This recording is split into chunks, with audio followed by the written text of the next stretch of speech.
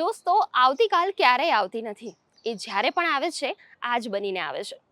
આથી આવતીકાલે જે કંઈ પણ સારું કાર્ય કરવા ઈચ્છતા હો એની શરૂઆત આજથી જ કરવી જોઈએ. જી દોસ્તો, આજના આ પ્રેરક વિચાર સાથે પોઝિટિવ ખબરો અને સકારાત્મક વાતોથી ભરપૂર કાર્યક્રમ ગુડ ન્યૂઝ ગુજરાતમાં હું નિકેતા શુક્લા આપનું હાર્દિક સ્વાગત કરું છું. તો રહસ્યની શરૂ કરીએ પોઝિટિવ ખબરોની આજની કડી ગુડ ન્યૂઝ ગુજરાત. અમદાવાદ શહેર પોલીસ હવે માત્ર કાયદો જ નહીં પરંતુ ફિટનેસમાં પણ આગળ વધી રહી છે. મિશન ફિટ ખાખી નામના ખાસ અભિયાન અંતર્ગત પોલીસ કર્મીઓ પોતાનું સ્વાસ્થ્ય સુધારી રહ્યા છે અને નવી ઉર્જા સાથે પોતાની ફરજ બજાવી રહ્યા છે. શું છે આ ખાસ પહેલ અને કેવી રીતે બદલાઈ રહી છે ખાખી વર્દીની ઓળખ, જાણીશું આ ખાસ રિપોર્ટમાં.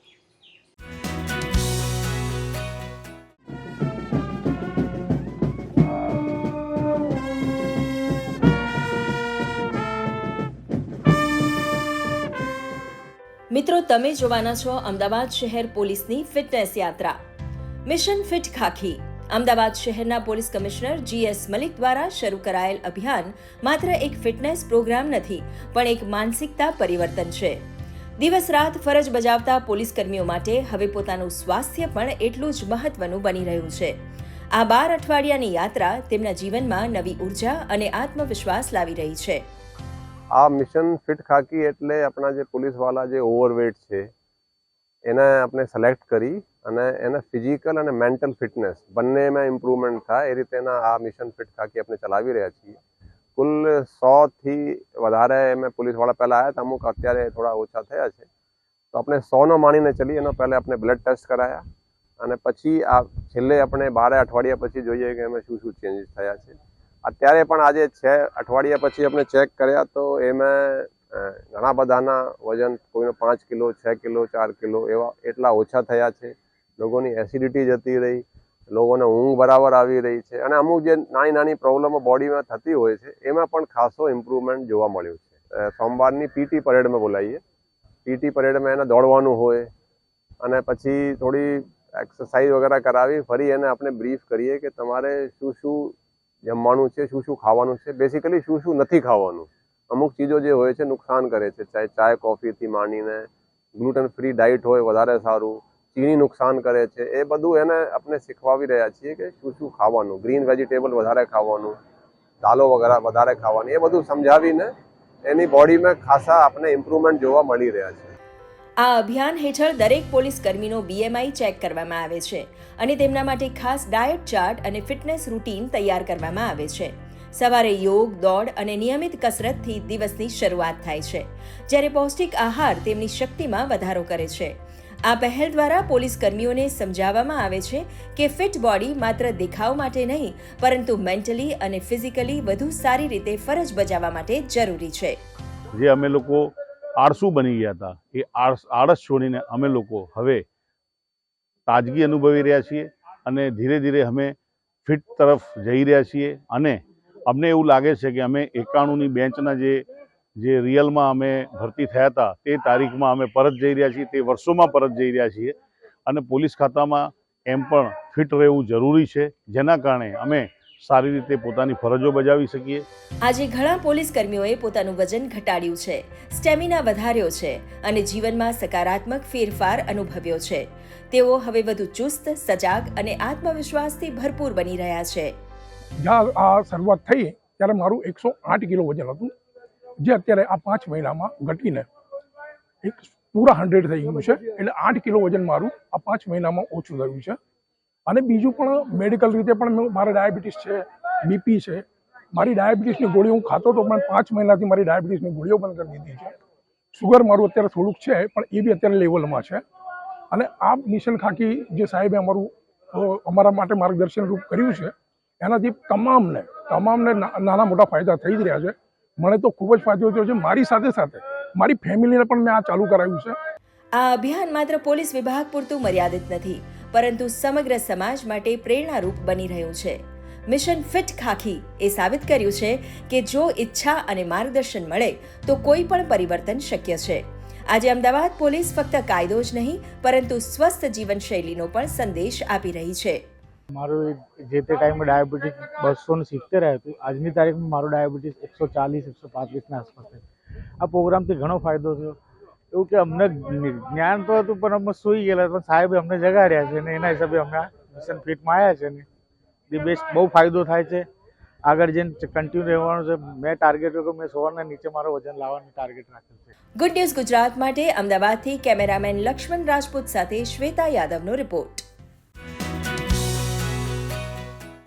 દોસ્તો, તમે વિચારતા હશો કે રેલવેના કોચીસ કેવી રીતે ધોવાય છે અને લોન્ડ્રીના પાણીનું શું થાય છે.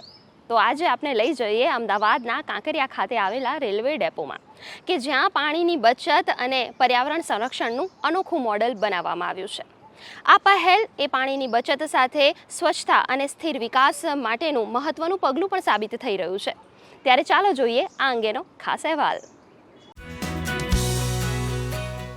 અમદાવાદના વ્યસ્ત જીવન અને દોડતી ટ્રેનો વચ્ચે કાંકરિયા કોચિંગ ડેપોમાં એક શાંત પરંતુ શક્તિશાળી પરિવર્તન થયું છે.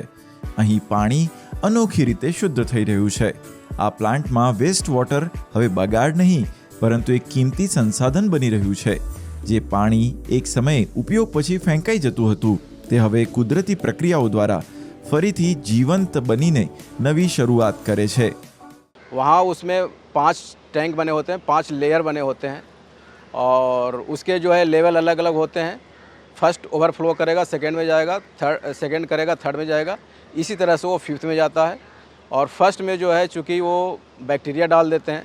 बैक्टीरिया जो है उस इफ्लुएंट को जो है वो ब्रेक डाउन कर देता है. तो जो सेडिमेंट होता है वो उस होल्डिंग टैंक में जमा होते जाता है.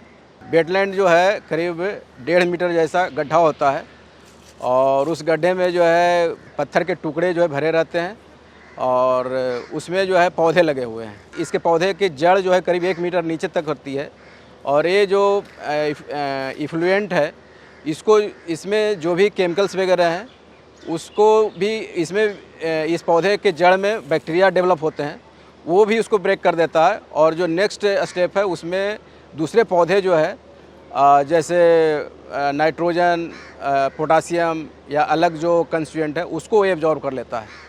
तो ये 5 वेटलैंड से क्रॉस करने के बाद जो है वो पानी पूरी तरह क्लीन हो जाती है. અહીં આ પાણીની સફર ખૂબ જ રસપ્રદ છે. તે કૃત્રિમ વેટલેન્ડ્સમાંથી પસાર થાય છે જ્યાં છોડ અને માટી મળીને પાણીમાં રહેલી ગંદકી શોષી લે છે. આ પ્રક્રિયા સંપૂર્ણપણે કુદરતી છે જેમાં કોઈ કેમિકલ કે મેન પાવરની જરૂર નથી. અહીં કુદરત એન્જિનિયર બની ગઈ છે જ્યાં છોડના મૂળ અને સૂક્ષ્મ જીવો મળીને પાણીને ફરીથી શુદ્ધ બનાવે છે. किसी तरह का एनर्जी की ज़रूरत होती नहीं है. ये जस्ट है जो कि ग्रेविटी वेस्ट है जो कि फ्लो करता है पानी. और चूँकि ये पानी जो है सब लेवल है, लेवल नहीं सरफेस से नीचे फ्लो करती है, इसलिए इसमें मॉस्किटो वगैरह का या ओडर जो का प्रॉब्लम जो है इसमें नहीं रहता है. तो दूसरे जो इफ्लुएंट प्लांट है उसके कंपेरिजन में ये काफ़ी बेनिफिशियल है. इसमें इसका मेंटेनेंस कॉस्ट बहुत कम है. આગળ જઈને આ પાણી વધુ ફિલ્ટરેશનની પ્રક્રિયાઓમાંથી પસાર થાય છે. રેતી, કાર્બન અને અંતે યુવી ટ્રીટમેન્ટ દ્વારા તેને સંપૂર્ણપણે સ્વચ્છ બનાવવામાં આવે છે. દરરોજ લગભગ 1,60,000 લીટર પાણીનું પુનઃ ઉપયોગ એક દિવસમાં 16 જેટલી ટ્રેનો ધોઈને થાય છે. रोज़ाना जो है करीब 2 लाख लीटर पानी जो है इफ्लुएंट माने वेस्ट वाटर यहाँ पर पंप करते हैं. उसमें करीब 1,60,000 1.6 लाख लीटर जो है ये उसको ट्रीटेड वाटर देता है. उस वाटर को हम लोग जो है कि रीयूज करते हैं पोस्ट वॉशिंग के लिए. કાંકરિયા ડેપો હવે દેશનો પ્રથમ વોટર ન્યુટ્રલ ડેપો બનીને બતાવે છે કે વિકાસ અને પર્યાવરણ સાથે સાથે ચાલી શકે છે. ગુડ ન્યૂઝ ગુજરાત માટે અમદાવાદથી કેમેરામેન કુનાલ ચૌહાણ સાથે શ્વેતા યાદવનો રિપોર્ટ. દોસ્તો, ગુજરાત સેમિકન્ડક્ટર ક્ષેત્રે હબ બનવા તરફ આગળ વધી રહ્યું છે. ત્યારે આ સેમિકન્ડક્ટર તૈયાર કરવા માટેની ચીપ બનાવવા માટેનો એક અભ્યાસક્રમ છે અને તે છે VLSI કોર્સ, કે જે રાજ્યની ઘણી એન્જિનિયરિંગ કોલેજમાં ચાલી રહ્યો છે. ત્યારે આજે ગુડ ન્યૂઝ ગુજરાતમાં આપણે જાણીશું કે શું છે VLSI, આ કોર્સ દ્વારા સેમિકન્ડક્ટર ક્ષેત્રે કેવા નિપુણ બની શકાય છે અને આ ક્ષેત્રમાં રહેલી તક વિશે. આપણી દિનચર્યામાં આપણે સૌ ઇલેક્ટ્રોનિક્સ ગેજેટ્સ અને ડિજિટલાઇઝેશન સાથે સંકળાયેલા છીએ. પણ આ ગેજેટ્સ ચાલે છે કઈ રીતે? આનો જવાબ છે એક નાની ચીપ દ્વારા. આ નાનકડી માઇક્રોચીપ બનાવવા પાછળ ઘણા એન્જિનિયર્સ અને તેમની ટીમની ટેકનિક્સ અને એફર્ટ્સ લાગેલા હોય છે. આ પ્રકારની ચીપ તથા ચીપની ડિઝાઇન માટેના એન્જિનિયર્સ તૈયાર કરવાનો કોર્સ છે VLSI, એટલે કે very large scale integration course, જે અમદાવાદની LD એન્જિનિયરિંગ સહિત ગુજરાતની ઘણી પ્રતિષ્ઠિત એન્જિનિયરિંગ કોલેજમાં શીખવવામાં આવે છે. એ ચિપ્સ બેઝિકલી એક મેઇન ઇન્ગ્રીડિયન્ટમાંથી બને છે, જે એને આપણે રેતી કહીએ છીએ સાદી ગુજરાતી ભાષામાં, જે આખી દુનિયામાં ફ્રીલી અવેલેબલ છે. એ રેતીમાંથી આપણે સિલિકોનની એક ડિસ્ક બનાવીએ છીએ, જેને આપણે વેફર કહેવાય છે. એટલે એ વેફરની આખી જર્ની સ્ટાર્ટ થાય અને ચિપ્સ બને ત્યાં સુધી આખી પ્રોસેસ VLSI ડિઝાઇન કહેવાય છે. આ VLSI દ્વારા માઇક્રોચિપ કે જેનાથી સેમિકન્ડક્ટર બનાવાય છે, તેને બનાવવાનો પ્રોસેસ સાદી ભાષામાં સમજીએ. VLSI ડિઝાઇન જે જૂના જમાનામાં આપણે લાકડા કે પથ્થર ઉપર જે કોતરણી કરતા, એ જ કોતરણી આ VLSI ડિઝાઇન છે. એને કહેવાય લિથોગ્રાફી. લિથો મીન્સ સ્ટોન, પથ્થર, અને ગ્રાફિન મીન્સ કોતરવું. તો આ જે વેફર રેતીમાંથી બને, સિલિન્ડરમાંથી આપણે એને વેફર કટ કરીએ, બહુ પાતળી વેફર, સિલિકોન, પ્યોર સિલિકોન, જે 99.99% પ્યોર સિલિકોન એવી વેફર બનાવવામાં આવે, જેને કોરી વેફર હું કહી શકું. અને એના ઉપર હવે હું કોતરણી કરું છું. એ કોતરણી માટે મારી પાસે એક ડિઝાઇન તૈયાર હોવી જોઈએ. એને કહેવાય VLSI ડિઝાઇન. એક્સ્ટ્રીમ અલ્ટ્રાવાયોલેટ લાઇટથી આપણે 1 નેનોમીટર સુધીના ડાયમેન્શનમાં પણ એની કોતરણી કરી શકીએ, એટલું પ્રિસાઇઝ કામ કરવામાં આવે છે. 200 થી 300 ચિપ્સ એક સાથે બની શકે એવી રીતે કટ કરવામાં આવે છે. એટલે એક ભાગ એક વેફરનો ડાઈ કહેવાય, જેને ડાઈ કહેવાય, એ ભાગ આપણે બહાર કાઢીએ છીએ. એ ભાગ બહાર કાઢી પછી એ ડાઈને બહાર કાઢી આપણે એનું પેકેજિંગ કરીએ છીએ, જેને પિન આઉટ કહીએ આપણે. જે પિનનું પેકેજ તૈયાર થાય છે અને પછી એને માર્કેટમાં ચિપ તરીકે આપણે એને આપીએ છીએ. પહેલું ડિઝાઇન, બીજું વેફર ફેબ્રિકેશન, અને ત્રીજું પેકેજિંગ અને ટેસ્ટિંગ. એટલે આખી VLSI ડિઝાઇનની પ્રોસેસ આ રીતની હોય છે. ગુજરાત અને ભારત હવે અન્ય વિકસિત દેશો સાથે કદમથી કદમ મિલાવીને સેમિકન્ડક્ટર જેવા ક્ષેત્રમાં હબ બનવા તરફ જઈ રહ્યું છે. ત્યારે આ પ્રકારના અભ્યાસક્રમથી વિદ્યાર્થીઓને તેમની સ્કિલ પ્રમાણે ગુજરાતમાં જ આ ક્ષેત્રે રોજગારની ઉત્તમ તક પ્રાપ્ત થઈ શકે છે. જેમ કે એક ફોન છે, એની અંદર આવી એક ચિપ હોય છે. એ એક ચિપની અંદર આવા બિલિયન્સ ઓફ ટ્રાન્ઝિસ્ટર એની અંદર પ્રેઝન્ટ હોય છે, જે બધું કામ કરે છે. અને એની સાઇઝ એટલી નાની હોય છે, એટલે જેમ જેમ ટેકનોલોજી વધતી ગઈ એમ એમ આપણા ફોનની સાઇઝ પણ નાની થતી ગઈ અને લાઇટ વેઇટ થતો ગયો. તો VLSI ભણવાથી આપણને ખબર પડે છે કે વસ્તુઓની સાઇઝ એકદમ કોમ્પેક્ટ થાય છે, અને એ વસ્તુ જેમ નાની સાઇઝ થાય છે એમ આપણે એના ઉપર વધારે ફોકસ કરીને કામ કરી શકીએ છીએ, અને એકદમ પ્રિસાઇઝલી કામ થઈ શકે છે અને ફાસ્ટર કામ થઈ શકે છે. VLSIનો કોર્સ કર્યા પછી આપણને બહારની ફોરેનની જે અમુક કંપનીઝ છે, જેમ કે TSMC થઈ ગઈ, પછી ASML, તો એના રિલેટેડ આપણને ઘણું બધું શીખવા મળશે. ત્યાં શું કામ થઈ રહ્યું છે એના માટે પણ નોલેજ મળે. માઇક્રોન અને કેન્સના બધાથી ઘણી ઓપોર્ચ્યુનિટીઝ VLSI ડોમેન માટે ઓપન થઈ છે. માઇક્રોનમાં જેમ કે ટેસ્ટિંગ એન્ડ ઓલ ચાલતું હોય છે, તો it is very helpful for VLSI students. એની એટલી બધી રિક્વાયરમેન્ટ ઊભી થાય છે કે અમે લોકો એ માટે મેન પાવર પૂરો નથી પાડી શકી રહ્યા અત્યારે, એવી હાલત થાય છે. એટલે જે વિદ્યાર્થીઓ યોગ્યતા ધરાવે છે અને આ જ ક્ષેત્રમાં પોતાની કાર્યક્ષમતા સાથે કામ કરવા ઈચ્છે છે, એ લોકો માટે એમ્પ્લોયમેન્ટની કોઈ બાદ નથી. અને એના આવવાથી તજજ્ઞ મેન પાવર પૂરો પાડવો એ એક સારી પોસિબિલિટી ઊભી થઈ છે. એના થકી વેલ ટ્રેન સ્ટુડન્ટ અમે લોકો બહાર પાડી શકીએ એવી શક્યતા ઊભી થઈ છે, અને જેના થકી રિસ્પોન્સ પણ ઘણા સારા મળેલા છે.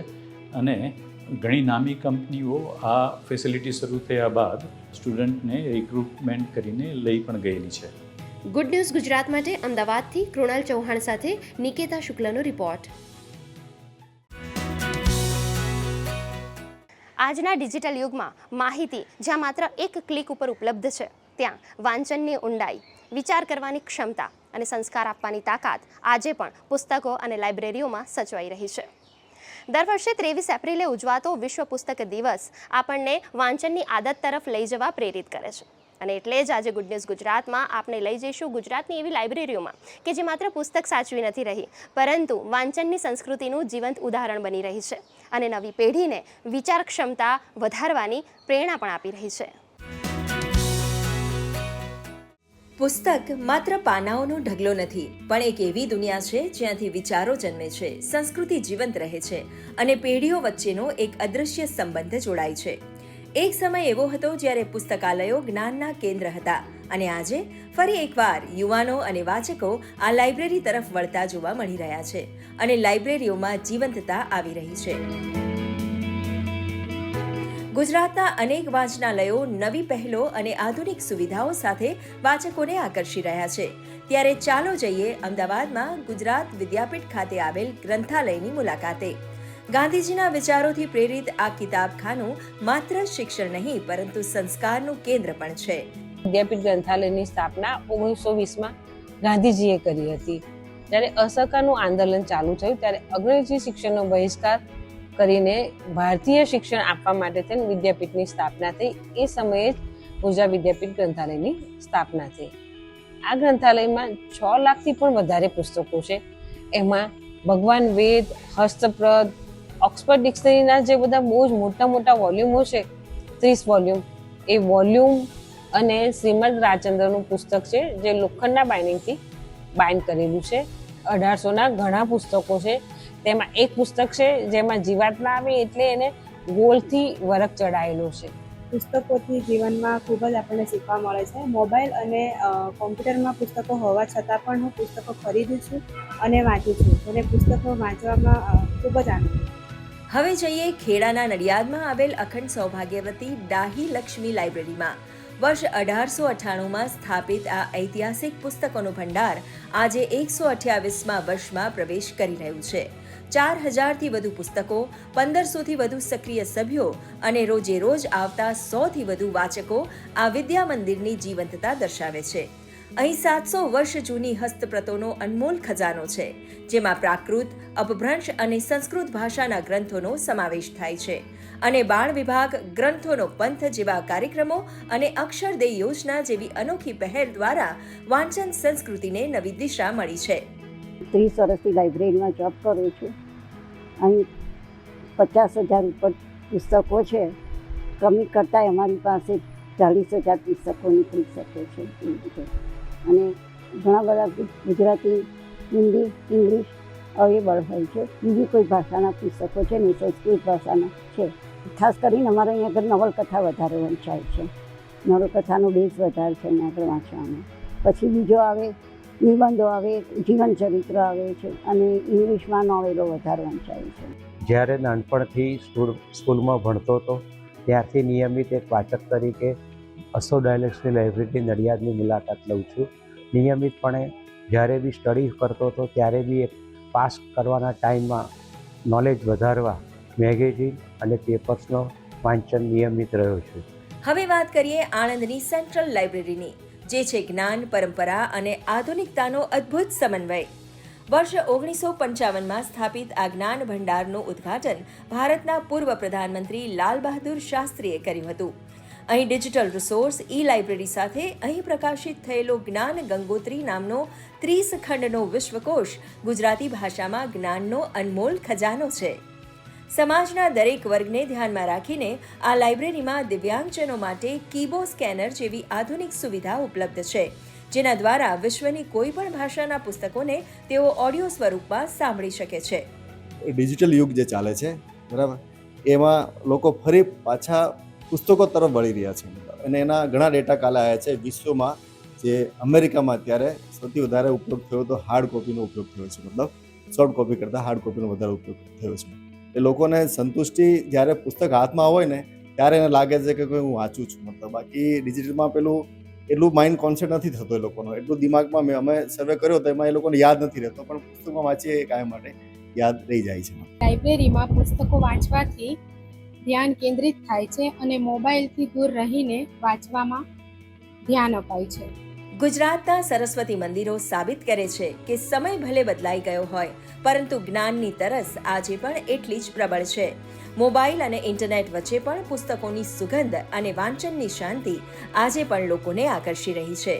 ગુડ ન્યૂઝ ગુજરાત માટે અમદાવાદ, નડિયાદ અને આણંદથી ટીમનો રિપોર્ટ. દોસ્તો, આજે આપણે લઈ જઈએ કચ્છના રોડ ઓફ હિવન તરફ, કે જ્યાં કચ્છના સફેદ રણમાં ફેલાયેલા ફ્લેમિંગોઝ આપને અદ્ભુત નજારો તેનો જોવા મળશે અને દૂર દૂર સુધી ઉડતા ફ્લેમિંગોના ઝુંડ પણ આપ જોઈ શકશો. એવું લાગે કે જાણે કુદરતે એક સુંદર ચિત્ર અહીં ઊભું કરી દીધું છે. ગુજરાતની ધરતી ખરેખર ભાગ્યશાળી છે કે તેને આવા દૂર દરાજથી આવતા પક્ષીઓનું આગમન અને સ્વાગત કરવાનો મોકો મળે છે. તો ચાલો જોઈએ અને જાણીએ આ ફ્લેમિંગો વિશે.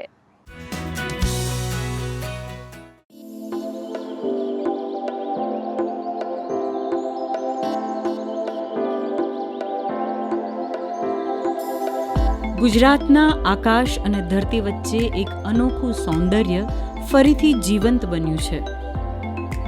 ગુલાબી રંગના મહેમાનો એટલે કે ફ્લેમિંગો ફરીથી અહીં આવી પહોંચ્યા છે. પશ્ચિમ ગુજરાતના કિનારા અને રણ વિસ્તાર હવે માત્ર પ્રકૃતિનો ભાગ નથી રહ્યા, પરંતુ જીવંત કેનવાસ બની ગયા છે, જ્યાં હજારો ફ્લેમિંગો એક સાથે વસે છે.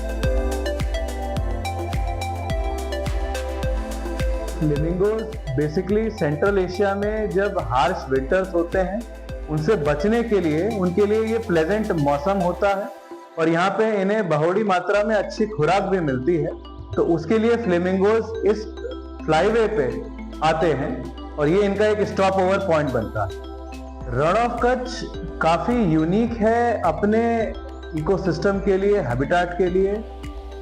ये नोंदनीय बात है कि ये इसमें डेजर्ट का फीचर भी है और साथ ही साथ इसमें हाई सैलिनिटी भी है. इस हाई सैलिनिटी में एक तो हमारा एल्गल बूम होता है, blue green algae as well as red algae दोनों यहाँ पे पाए जाते हैं. साथ ही साथ रण में जो इंसेक्ट्स की प्रजाति है वो इनका मुख्य आहार बनता है. इनफैक्ट नोंदनीय बाबत है कि आपने जो ग्रेटर फ्लेमिंगो, जिन्हें हम सुरखाब कहते हैं गुजराती में, greater as well as lesser flamingo, ये दोनों के दोनों इनकी मुख्य खुराक हमारी एल्गे, क्रस्टेशियंस और इंसेक्ट लार्वे रहती है. एंड इनका जो बॉडी का अडेप्टेशन है वो भी उसी के हिसाब से है कि they are able to filter out the salt और ये एल्गे को कंज्यूम कर सके. अगर जस्ट हम 5 साल पहले देखें तो जस्ट एक अंदाजा है कि अंदाजे हमारे 1 लाख के आसपास टोटल फ्लेमिंगो आते थे. वही संख्या बढ़ के इस समय अंदाजे 4 से 5 लाख फ्लेमिंगो हमारे पास अभी आ रहे हैं. इसमें वन विभाग के द्वारा करे गए कुछ कामगिरी जो नोंदनीय है उसका भी योगदान है. मैं उल्लेख करना चाहूंगा कूड़ा का जो विस्तार है वहाँ वो भी हमारा इसी सेंट्रल एशियन फ्लाईवे पे लाई करता है. वो हमारे Kutch desert wildlife sanctuary का अभिन्न अंग है और ग्रेट रन ऑफ कच्छ का भी पार्ट है. वहां पर हमने पक्षियों के बेसवा माटे माउंट बनाए हैं और C shape desert pond as well as linear shape platform तैयार करे हैं जो बेसिकली अर्दन वर्क होता है.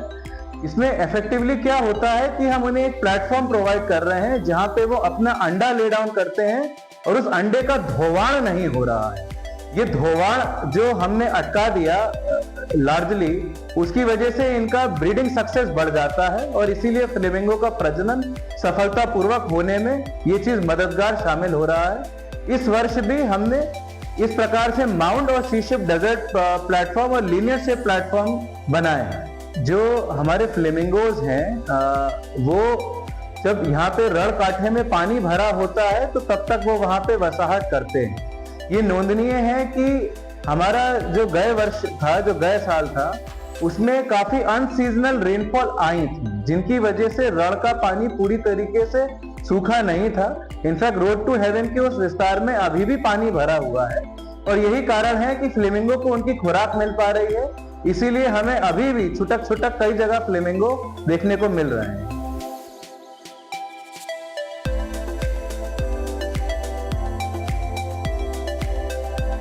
કચ્છની ધરતી ફ્લેમિંગો માટે માત્ર આવાસ નથી, પરંતુ તેમની જીવન યાત્રાનો મહત્વપૂર્ણ પડાવ છે.